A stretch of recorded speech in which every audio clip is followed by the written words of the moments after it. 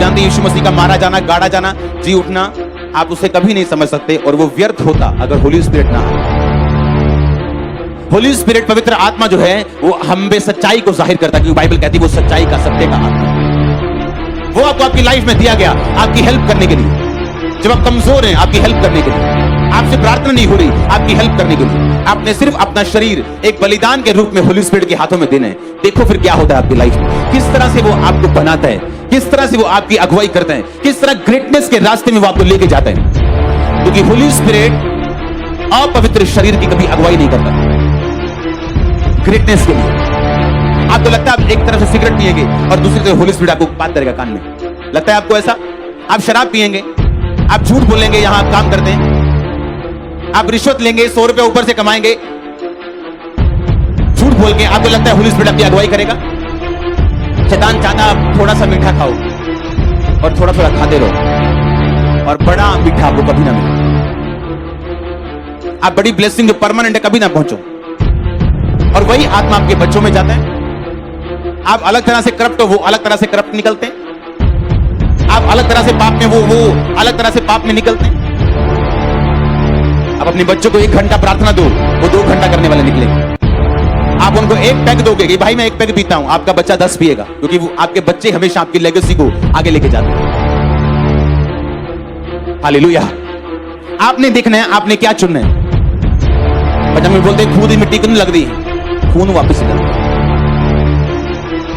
Imagine करो यूहन्ना अभी 16 साल का है और अपने जवान दोस्तों को शहर में घूमते हुए फिरते हुए जाके देखता है। और जब वो घूमना चाहता है, होली स्पिरिट कहता है नहीं यूहन्ना, जंगल में रहने। लिखा वो जंगल में टिड्डियां मतलब एक फली का नाम है, टिड्डी फलियां खाता था और शहद खाता था, चमड़ा पहन के रखता था। और प्रभु ने उसे शहर में नहीं जाने दिया इतने साल। और जब सैमसन पैदा होना था, परमेश्वर ने उसकी मां को बोला था तू अंगूर भी नहीं खाएगी, अंगूर का बीज भी नहीं खाएगी, मदिरा नहीं पिएगी, दाखरस नहीं पिएगी, और जब तेरा बेटा पैदा होगा तो उसके सिर पे छुरा नहीं चलाएगी। ये उसका प्राइस होगा मेरे लिए। क्या प्राइस दिया आपने परमेश्वर को? क्या मूल्य दिया आपने परमेश्वर को? आपसे एक छोटी सी दर्द बर्दाश्त नहीं होती, 10 बातें करते हो आप परमेश्वर को दर्द आने पर। कैसे साबित करोगे परमेश्वर को कि आप हाई लेवल पे, ऊंचे लेवल पे और बड़ी गवाही लेने के लिए तैयार हो?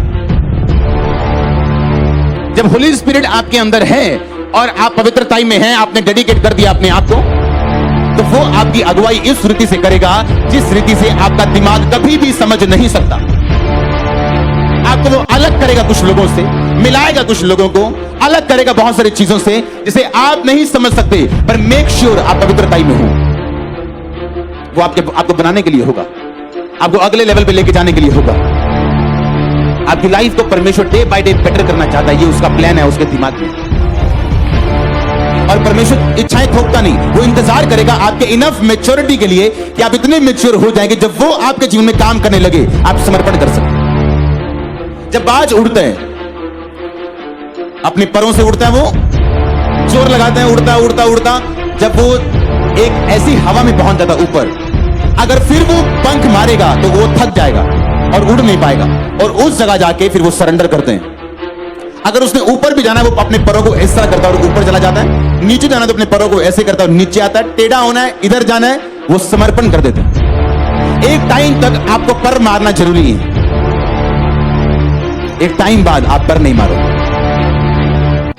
लेकिन वो टाइम बहुत कम विश्वासियों की जिंदगी में आता है। आमीन बोलने से पहले ये दिमाग में रखना है। कोई अपनी चोरी से नहीं हट रहा, उसके पास 500 बहाने चोरी करने के, ठगियां मारने के, नशा करने के, गालियां निकालने के, क्योंकि शैतान नहीं चाहता आप उस जगह पहुंचो जहां आप समर्पण करके चलो।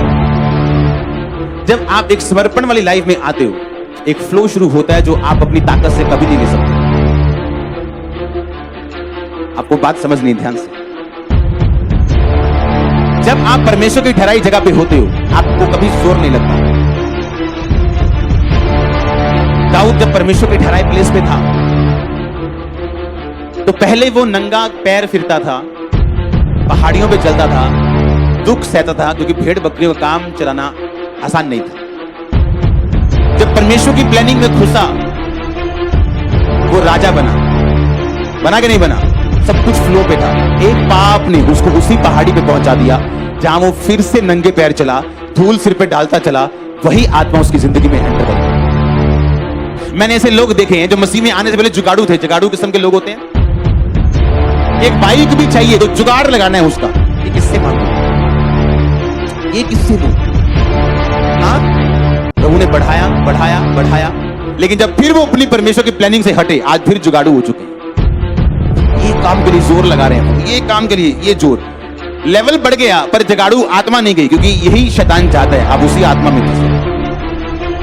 लेकिन जब आप परमेश्वर की ठहराई जगह पे खड़े रहते हैं और आप फिर उड़ते हैं, उसके बाद अगर आप जोर लगा रहे हैं बहुत ज्यादा और खिंच रहे हैं, वो परमेश्वर का प्लान नहीं है आपकी लाइफ में। अगर पीस नहीं है तो वो प्लान नहीं है। अपने सेल्फ केस में इतना मत घुस जाओ कि आपको परमेश्वर ना याद रहे, क्योंकि जो परमेश्वर के पास आपके लिए प्लान है वो बेस्ट है।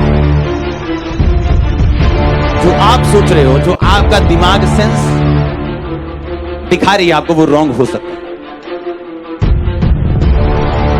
अगर मैं अपनी लाइफ के शुरुआती दिनों में 2004 में, 2005 में, 6 में कंप्लीटली प्रभु से हीलिंग ले लेता, मैं दिमागी तौर पे परेशान ना रहता, अगर कंप्लीट हीलिंग हो जाती तो मेरी मैरिज 2006-7 में हो जानी थी।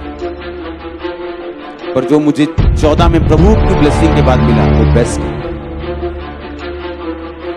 और तब मैं ये सोचता था कि क्यों मैं हील नहीं हो रहा हूं,